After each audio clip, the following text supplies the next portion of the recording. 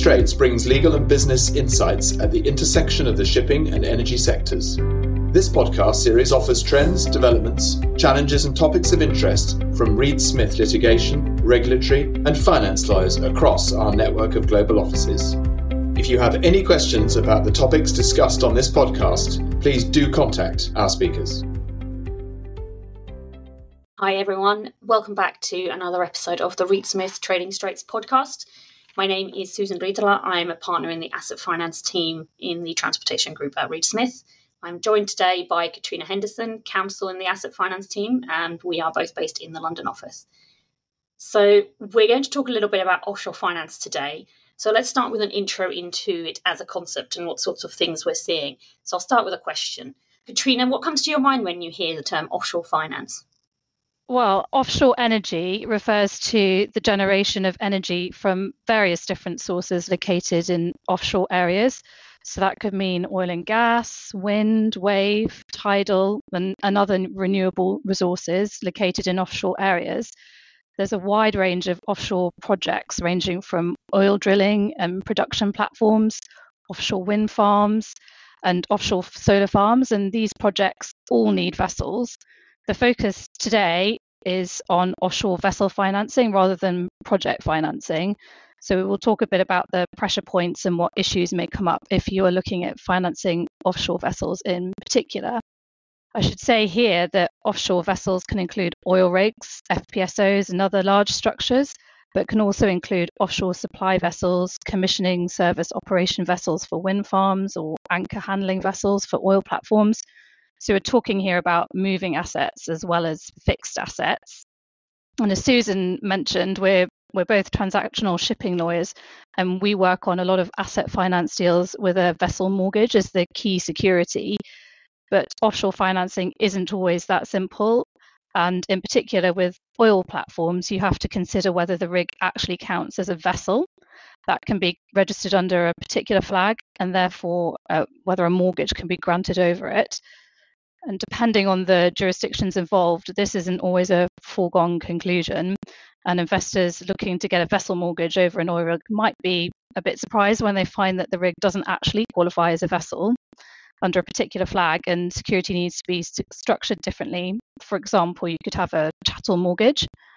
This is, of course, an area where we can help clients structure the deal to get the most robust security package possible, taking into account the asset and the jurisdiction in question. So Susan, a question for you. I mean, we're talking today about offshore finance because we think it's a bit of a hot topic. And why is that? Why is it a bit of a thing right now? Yeah, you're right, Katrina. It is a really hot topic. It seems like you can't swing a cat at the moment in the shipping sphere without coming up against someone doing an offshore deal somewhere. Renewable energy generation is growing worldwide. There are a lot of government initiatives globally encouraging investment in renewable projects, offshore projects, and that can make financing offshore vessels much more financially viable than previously. For example, Denmark has committed to increasing its wind energy capacity fivefold by 2030. The G7 countries have agreed to reach net zero emissions in the shipping industry by 2050.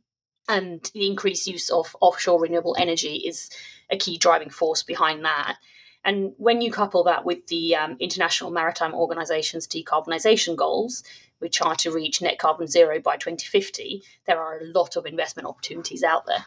Yes, and I think to add to that, the oil and gas industry has been through a bit of a tough period of late. And as we know, there's been quite a lot of companies that have ended up filing for bankruptcy protection. But a lot of those companies are now emerging from those restructurings with much stronger balance sheets, and coupled with rising profits, which have been fueled sadly by the situation in Ukraine, many of these companies are now looking to invest in new projects. Absolutely. I mean, there's a huge need for investment in this market, and various market players are predicting exponential growth here in the long term, certainly very attractive to investors. If you think about offshore deals involving oil platforms, FPSOs, these are vessels that are usually employed on long-term contracts. We're talking 10, 15, 20 years. So you have potentially long-term income stream to service loans in this industry. Looking more at offshore vessels in general, the technology can be really complex. The technology is evolving super fast. And that can mean that existing vessels can stop being fit for purpose, and you then need more investment to keep up with the latest developments. I guess a good example of that would be if you look at wind turbines, you need vessels to transport your turbine blades to the wind farm. Blades are getting bigger and bigger all the time, meaning that the existing transport and installation vessels may no longer work because they can't carry turbine blades big enough. So again, you'll need a substantial investment to upgrade fleets going forward. And offshore projects are really small, right? So the sheer scale of these projects means that there's a lot of cash needed to make them work. We're certainly no investment advisors, but you can see why a bank or a fund would be looking at this with interest. Indeed. So I think we're going to move on now to have a think about what some of the challenges and risks and other points to bear in mind are when considering investing in the offshore space. And one of the big points, I think, both in every sense of the word, is cost. The sheer scale and expense of many offshore projects means that the sums of money involved can be vast. However, to make things more workable, potential financiers could maybe consider putting together club deals or perhaps entering into a JV with a partner, particularly if that partner has more specialist knowledge of the sector. We've certainly seen ourselves quite a few deals recently where funds have entered into JVs with experienced players in the market. Yeah, for sure. And I guess if we think about, in addition to cost, I guess other challenges would be one big point that comes up all the time when we're talking about ship finance in general, but in particular offshore installations. We're talking about oil platforms or FPSOs. It's pollution liability and the associated risk that comes with that. I guess it's worth mentioning a little bit about that. I mean, oil spills like the obvious risk here. I mean, that's less of a concern probably for your standard, CSOV or anchor supply handling vessels, but offshore covers so much that we should be looking at that from a sort of oil platform FPSO point of view. But if you're thinking about pollution risk, that can make a potential investor quite nervous because offshore accidents that we see are usually really large scale because of just the sheer size of the installations, the volume of oil involved if something does go wrong. And these incidents are front page news. We've all read about them. So the consequence of this is the liability costs, cleanup costs are often in the billions. So the question becomes who is actually paying for that? So let's say we have an oil spill. The first thing to bear in mind is that liability regime would often be dictated by where that occurs. So local law will always be relevant. There are some international conventions, such as the Civil Liability Convention of 1992, that deals with how liability is addressed. And under the CLC, liability is strict and it always falls on the registered owner in the first instance, regardless of fault. And you can see why. I mean, there are public policy reasons for that because governments want someone to be responsible and get the spill cleaned up. They don't want to have to wait for the parties to argue amongst themselves as to who is liable. I mean, if we're looking at a substantial incident, the first port of call in case of a spill is the P&I club.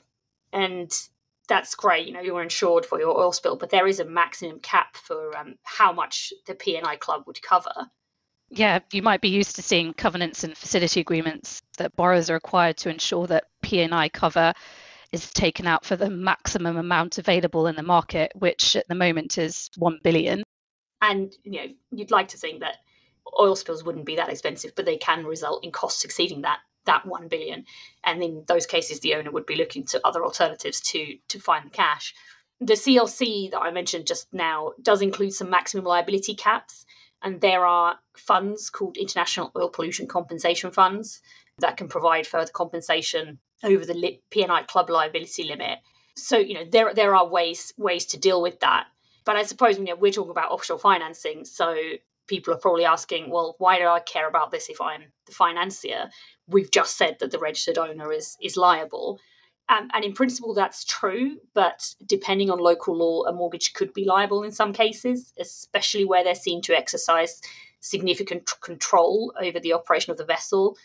In most standard financings, where you've got control only through sort of loan agreement covenants, making sure that the borrower is maintaining the vessel properly and things like that, that would be unlikely to be an issue.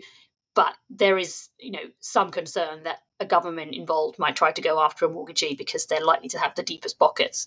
Yeah, I think you've got a good point there. And on top of the financial risk, I guess you've also got a reputational risk, because I suspect few financiers would be happy to have their name linked to an oil spill or other major environmental incident. And I think it's also worth pointing out here that there is an even bigger risk in lease financing, where the financier would be the registered owner of the vessel and so would be likely to be the first person held liable, even if they had nothing to do with the incident. On the more positive side, financiers can take out insurance policies to help protect their position. Whilst the mortgage on a vessel might be lost or impaired, if a pollution claim can be enforced against the vessel with priority over the mortgage, a lender can take out mortgagee's additional perils pollution insurance cover, and that's usually at the expense of the borrower. In addition, if you had a lease deal, the lessor can get lessor's liability insurance. And just as an aside, many oil and gas companies set up their own captive insurance companies to insure their own operations. And as a financier, you would want to require that close to 100% of the insured value is reinsured with substantial insurers in the reinsurance market, and then such reinsurances on assigned to you as financier. Yeah, that's a really good point, and quite different from something that we see necessarily in a sort of standard commercial vessel financing, where you've got you've got the sort of usual suspects as the insurance. I guess some other issues to point out, the pollution one is a big one, but if we look at enforcement from the point of view of the financier, if you're financing a rig or an FPSO that isn't moving, it's in practice quite a lot easier to arrest it because it's not going anywhere. But it might be harder to sell than a commercial vessel, given that these vessels are so specialised and they're really, really expensive. So you probably won't find a ready market for that very easily. Whereas if we're talking about offshore support vessels, then the arrest issues are more similar to your usual commercial vessels. But I guess one thing to bear in mind there is that OSVs are usually used in local projects in territorial waters. So you have wind farm off the coast of a particular jurisdiction and the vessels are sailing there.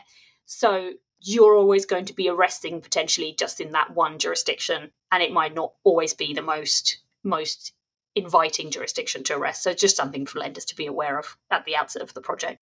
Absolutely. And I think another point for financiers to bear in mind is the possibility of market volatility.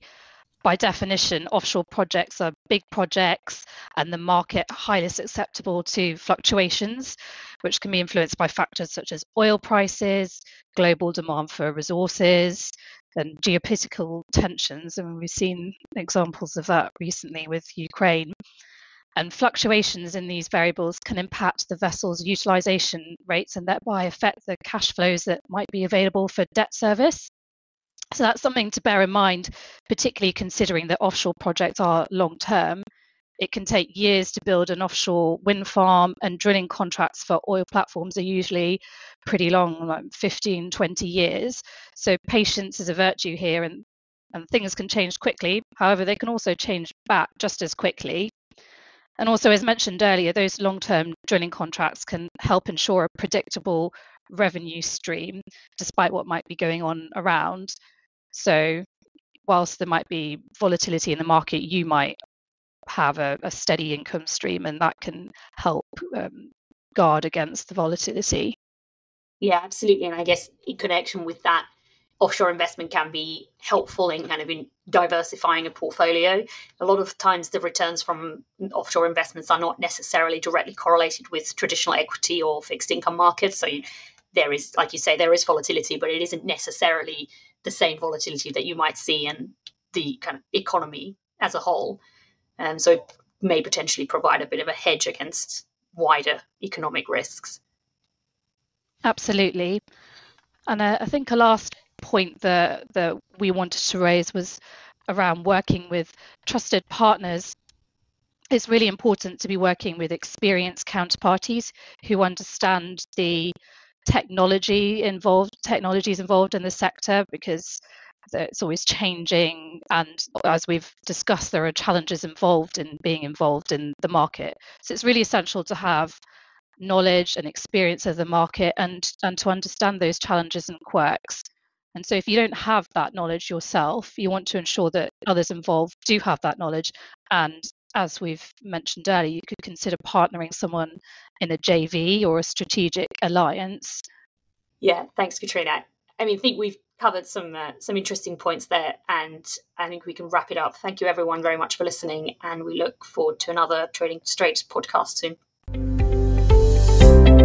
Trading Straits is a Reed Smith production. Our producer is Ali McArdle. For more information about Reed Smith's energy and natural resources or transportation practices, please email tradingstraits@reedsmith.com. You can find our podcast on Spotify, Apple, Google, Stitcher, and reedsmith.com, and our social media accounts at Reed Smith LLP on LinkedIn, Facebook, and Twitter. This podcast is provided for educational purposes. It does not constitute legal advice and is not intended to establish an attorney-client relationship, nor is it intended to suggest or establish standards of care applicable to particular lawyers in any given situation. Prior results do not guarantee a similar outcome. Any views, opinions, or comments made by any external guest speaker are not to be attributed to Reed Smith LLP or its individual lawyers. All rights reserved.